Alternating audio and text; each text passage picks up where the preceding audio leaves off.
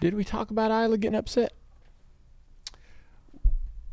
I definitely heard you tell that story. Yeah. I just can't remember if it was on our Can't show remember or where not. it happened. Where- It I happened- gotta- I don't think I've heard it. Actually, I haven't heard it. You said it somewhere else. Yeah. Yeah, I heard you say it somewhere else. Let's tell Yes. So, yes. So I went into the media center.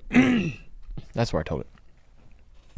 So when the race was over with, they said Amy sent me a note because she went to take the girls to sleep, put them down, and so the race ends, and they're like, "Hey, man, when you see Isla, don't tell her about the fire and all these stuff. Don't tone it down, tamper it down a little bit." I was like, "Yeah, no problem, man. Why?" And they're like, "Well, she got real upset." And so I saw Amy, and I was like, "Was I really bothered by the fire, or me, or just me coming to a stop and getting out, all of that kind of hustle and bustle? Because the fire, look, man, okay, it's a small little fire, but nonetheless, it wasn't a big deal. Could have been, but it didn't end up being that big of a deal." And Amy's like, "No, not really. She was just mad you didn't win." I was like, "Oh." I was like, "All right." So I know what that is. So, you know how you have these things when you're a dad or you're a parent and they do something exactly the same or something exactly like you did? Yeah, I know exactly. So, Yep. I was sitting on top of a van. We didn't have buses. The teams didn't have buses back in the 80s.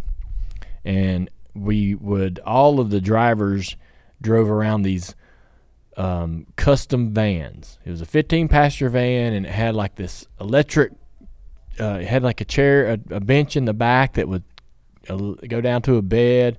These nice curtains. Had these like little removable tables, kind of like on a pontoon boat in the middle.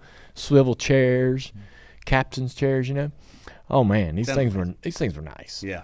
A lot of wood and all kinds. They called them, the brand that made them was called Comfort Coach. And all the drivers had them. And so those were what was populating the infields of all these racetracks back in the 80s. And so we were sitting on top of ours during the 1984 night race. Dad's in a tight battle with Terry Labonte for the championship. And Terry's like, can't screw up. Car won't break. Nothing bad happened to Terry. He's running, he's winning a race here and there, but he's running third, fourth, fifth every freaking week.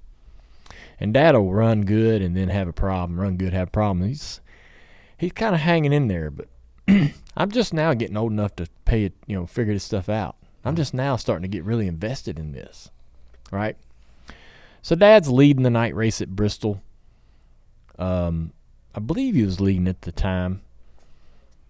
And I'm sitting on this van, and I can kind of, can't see real good, but I can see cars going around the racetrack. I remember all that, just having a blast. And it's I feel like it was past halfway, getting down to crunch time.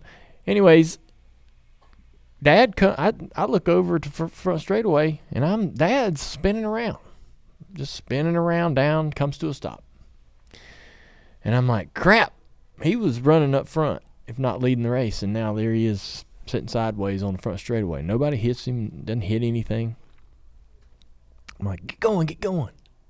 And he's stuck, got flat tires. Dang leaders come by and lap him. He's stuck there. They're team's freaking out, trying to figure out how to get his car moving. He goes another lap down. And I'm like, golly. I start crying. So I'm 10. I'm sitting there. Well, I'm not even 10 yet. Probably 9.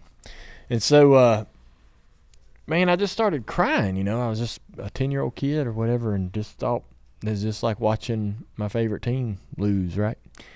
I was just starting to really get invested in what was going on. And so told Isla that story. But I felt awful that I'd brought her to the race, and she's loving it. First time she's really truly engaged, and first time she really sort of got that I was in the car going around that she was watching. Before, she couldn't put that together. Right. She thought, watching the race, and Amy's like, Dad's out there racing. She's like, okay, he's going to come in here any minute, right? Like couldn't put it together. And so that was a interesting moment as a parent. That Isla kind of had a similar experience. Mm-hmm. I know that's that 40 years almost. 30, is it 40 years? 39 years, yeah. If you take away the fact that you don't want your daughter crying, that is pretty cool that she actually is now bitten by the same bug that we've all been bitten by, right? Like when you get hooked, and now it's all coming together and it's connected for the first time. I mean, like, listen, she's been at your Hall of Fame ceremonies. She's been at all these things, Richmond when you did Richmond, Darlington when you did Darlington, knowing good and well that none of this makes sense to her. This is the one where it starts to make sense. Yeah. And she's starting to understand who you are. I think it's cool. We've all been there. The funny thing about it is that same emotion you would have experienced at 9 or 8 or whatever, however old you were, man, then you go through these decades of reality where these things, you just know it's part of it. But then I don't know about you, but as I get older, now I'm starting to get back emotional again about things that I have no business being emotional about, right? 100%. Yeah.